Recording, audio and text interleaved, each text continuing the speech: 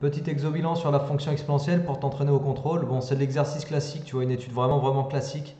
Pas de piège, pas de truc farfelu, que du classique.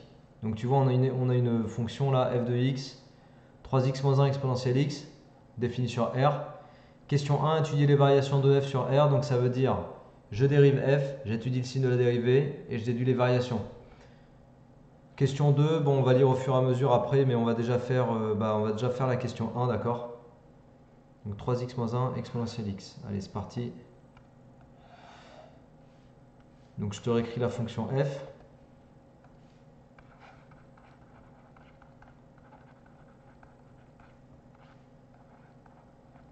Voilà. Alors je dérive, c'est une forme u fois v. Donc tu as u fois v avec u 3x moins 1, u prime. Attends, je vais prendre un peu plus de place. Parce qu'après, il y a des profs qui sont emmerdants avec l'histoire du fait d'écrire petit x, ux, vx, etc. Donc je vais te mettre les x. Voilà, comme ça, tu prends pas des mauvaises habitudes. U prime x, c'est 3. Vx, e exponentielle x et v prime x du coup. Donc propriété du cours sur la fonction exponentielle. La dérivée de exponentielle x, c'est exponentielle x. D'accord? Voilà, donc après tu appliques ta formule pour la dérivée d'un produit u fois v. Donc ça te fait u prime x fois vx plus ux fois v prime x. U prime v plus uv prime en gros. Donc après, bah, u prime c'est 3. 3 fois exponentielle x plus 3x moins 1 fois exponentielle x. Donc là, on constate quoi? Parce qu'il faut étudier le signe derrière. On constate que tu as un facteur commun là. En fait, que exponentielle x est facteur commun. Donc on va factoriser par exponentielle x. Donc, tu vois, exponentielle x fois, et je range dans un crochet tout ce qui n'est pas entouré sur la ligne d'avant, tu vois. 3 plus 3x moins 1. Donc là, factorisation hein, classique. 3 plus 3x moins 1. Les parenthèses autour de 3x moins 1 ne me servent à rien, je n'ai pas besoin de les remettre. Parce que devant, j'ai pas de facteur, j'ai pas non plus de signe moins. Alors du coup, quand je simplifie dans la parenthèse, 3 plus 3x moins 1, ça te fait 3x plus 2 du coup. 3 moins 1 égale 2. Ok, donc voilà, ça c'est f' de x. Bon, c'est plutôt cool comme fonction dérivée. C'est plutôt cool parce qu'on va étudier son signe très facilement. Très facilement en disant que quel que soit x, alors ça c'est un symbole qui veut dire quel que soit là. Ça veut dire quel que soit. Quel que soit x appartenant à R, normalement tu n'es pas sans savoir qu'exponentielle x est strictement positif. Et ensuite, j'ai plus qu'à étudier le signe de 3x plus 2. Donc signe de 3x plus 2. Ça, je vais utiliser la technique des fonctions affines. Tu vois, en fait, la fonction f', elle a le même signe que 3x plus 2. Voilà, c'est pour ça que je te dis, on fait une étude facile parce qu'on se ramène à un signe très facile à étudier. Donc f' de x a le même signe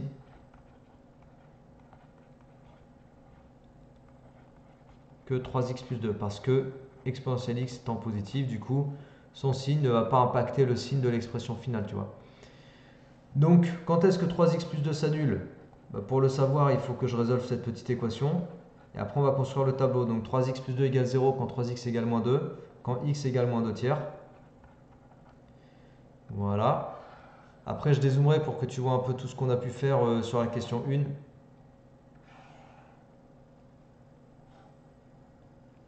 Donc, tu vois, il y a cette valeur moins 2 tiers là qui va m'intéresser sur l'intervalle des réels, moins l'infini plus l'infini. Parce que c'est la valeur pour laquelle 3x plus 2 s'annule. Bon, après, je vais faire du coup le signe de 3x plus 2. Et puis comme je l'ai écrit juste au-dessus, le signe de f' ce sera le même que celui de 3x plus 2. Tu vois, je l'écris là. F' a le même signe que 3x plus 2. Donc 3x plus 2, c'est une fonction affine de coefficient directeur qui vaut 3, qui est positif. Donc elle est du signe de a, positif, après la racine moins 2 tiers. Ok? Après sa valeur qui annule. Et du coup, signe contraire de a avant la valeur qui annule. Ben voilà, du coup j'ai le signe de f', moins, plus. Et du coup, ça s'annule en moins 2 tiers. Et on conclut en mettant les variations de f. variation de f, donc décroissante, puis croissante. Et on a un minimum qui est atteint ici en x égale moins 2 tiers, de valeur f de moins 2 tiers, que l'on peut calculer avec l'expression, donc f de x, je te rappelle que c'est exponentielle x facteur de 3x moins 1. Et du coup, ça te fait quoi? Bah, ça te fait f de moins 2 tiers égale exponentielle moins 2 tiers fois, alors 3 fois moins 2 tiers, ça va te faire moins 2, moins 2 moins 1. Donc du coup, ça te donne ça en fait. Ok? Ça te donne un nombre négatif hein, d'ailleurs. Parce que exponentielle moins 2 tiers, c'est positif. Exponentielle, tout ce que tu veux, c'est toujours positif. Fois moins 3, du coup, ça te donne un nombre négatif. Ok? Donc voilà, l'étude des variations. Tu vois, c'est tout ça. On le voit en entier là? Ouais, on le voit en entier. Voilà, ça c'est l'étude des variations. Donc petit résumé. Pour les variations, tu commences à dériver. Tu commences à chercher f'. Souvent, quand tu as f', il faut faire une petite phase de factorisation pour simplifier l'écriture, tu vois, et te ramener à un truc simplifié au niveau de l'expression littérale. Ensuite, il faut que tu étudies le signe de f'. Du coup, là, il faut te poser la question des fonctions, enfin des morceaux que tu as en présence. Exponentielle x, en l'occurrence, étant positif, je n'ai pas à me préoccuper de son signe. Et je me suis contenté d'étudier le signe de 3x plus 2. Voilà ce que j'ai fait ici. En cherchant la valeur qui annulait 3x plus 2, en remplissant le tableau avec ma technique du signe d'une fonction affine, j'avais précisé ça là. Ensuite, on déduit le signe de f', puis les variations de f. Quand f' est négative, f est décroissante. Quand f' est positive, f est croissante. Et on précise la valeur du minimum, donc f moins 2 tiers, on l'a calculé en valeur exacte ici. Ok? Voilà, ça c'est pour les variations de ta fonction f. Alors, question suivante. Déterminer les coordonnées. Je réduis un peu pour que tu vois tout. Déterminer les coordonnées du point d'intersection. C'est plutôt des points d'intersection d'ailleurs. Des points d'intersection entre CF, donc CF c'est la courbe qui représente la fonction f, et les axes du repère. Donc on va déjà faire l'intersection. Intersection avec l'axe OX. Non, OY je vais commencer. OY c'est le plus simple. Tu vois quand tu as une courbe comme ça là, voilà, qui va couper l'axe OY, c'est super facile pour avoir les coordonnées du point. Déjà son abscisse c'est 0. Et puis son ordonnée, pour l'avoir, tu calcules f0. C'est un simple calcul, c'est tout bête.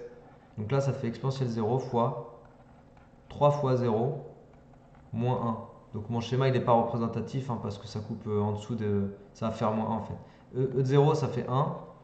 Et puis là, dans la parenthèse, il te reste moins 1, donc ça fait moins 1. Voilà, donc les coordonnées du... Ça, c'est pas représentatif. Hein. C'est un schéma de principe, ça, mais ça ne représente pas la situation, on est d'accord. Donc les coordonnées du point d'intersection, comment tu veux qu'on l'appelle? On va l'appeler, je sais pas, K. Il a pour coordonnées 0, moins 1. D'accord? Ça, c'est le point d'intersection entre CF et l'axe des ordonnées. Point d'intersection entre CF et OY. Voilà. Et quand tu veux chercher l'intersection avec l'axe des abscisses, tu vois, si tu prends une courbe comme ça, bah, si tu veux connaître les coordonnées de ce point-là, bon, déjà, c'est facile. Son ordonnée, c'est 0, hein, forcément, puisque tu es au niveau de l'axe des abscisses. Et puis, pour savoir quelle abscisse, en quelle abscisse tu coupes, bah, tu résous. Là, par contre, c'est une résolution. Tu résous f de x égale 0. Donc f de x, je le remplace, ça fait exponentielle x fois 3x moins 1 égale 0. Tu vois? Et puis là, en fait, tu as une équation à produit nul. Ça, c'est une équation à produit nul. Est-ce que exponentielle x peut être égal à 0? Non, impossible. Car exponentielle x, donc impossible, car exponentielle x est strictement positif. Donc en fait, là, tu as forcément 3x moins 1 qui est égal à 0. Donc 3x égale 1, x égale 1 tiers. Voilà, pour que f de x soit égal à 0, il faut que x soit égal à 1 tiers. Donc ça, c'est l'abscisse du point d'intersection avec l'axe des abscisses, justement. Du point d'intersection de CF avec OX. Donc ça te fait un point, je sais pas moi, L de coordonnées 1 tiers. 0. Ok? Voilà, ça c'est les coordonnées du point. Allez, question suivante. Dresser le tableau de signes de f sur R. Donc en fait, ta fonction f, elle ne coupe qu'une seule fois. Elle ne coupe qu'une seule fois l'axe des abscisses. Alors on reprend un peu le tableau de variation. Où est-ce que je l'ai fait? Je l'ai fait là. Tiens, ça va nous aider ça. Donc tableau de variation, tu vois, je le reprends là. Voilà. Et puis on va aller calculer f de 5. Tiens, f de 5 là par exemple. Je veux savoir ce que ça fait f de 5. J'ai pris 5, j'aurais pu prendre 10. Hein. F de 5, ça te fait exponentielle 5 fois, et dans la parenthèse c'était 3x moins 1, donc 3 fois 5, 15, 15 moins 1. Donc tu vois, ça te fait 15 moins 1, 14, 14 exponentielle 5. Bon bah ça c'est positif.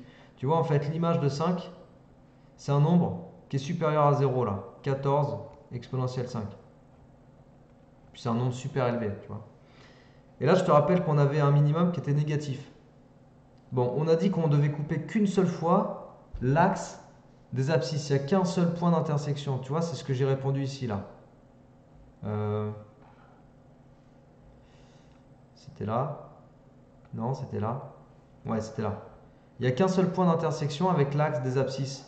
Ta courbe ne coupe qu'une seule fois l'axe des abscisses. Et bien, elle va couper l'axe des abscisses, forcément. C'est forcément là que tu vas couper l'axe des abscisses, tu vois. C'est forcément dans cet intervalle-là qu'à un moment donné, tu vas passer d'une image négative à une image positive, donc tu vas passer par 0. Tu vois le truc? Et on a dit que là où tu passais par 0, bah, c'était en la valeur 1 tiers. D'accord? Je crois que c'est ça hein, qu'on a trouvé. 1 tiers, tu vois, là. Donc du coup, qu'est-ce qu'on peut conclure? Bah, on peut conclure que partout ici, tu n'as que des valeurs négatives, tu vois. Là, je ne sais pas combien ça vaut, mais c'est négatif en tout cas. Ok? Soit c'est négatif, soit c'est 0, mais en tout cas, je passe pas au-dessus de 0. Donc là, tu n'as que des valeurs négatives. Et puis, une fois que tu arrives en x égale 1 tiers, boum, tu passes dans les valeurs positives. Tu comprends le truc? Donc, on va déduire le tableau de signes de f de x comme ça. Tu vois, je vais le faire là, comme ça, tu as le visuel. Le tableau de signes, regarde comment je vais le déduire.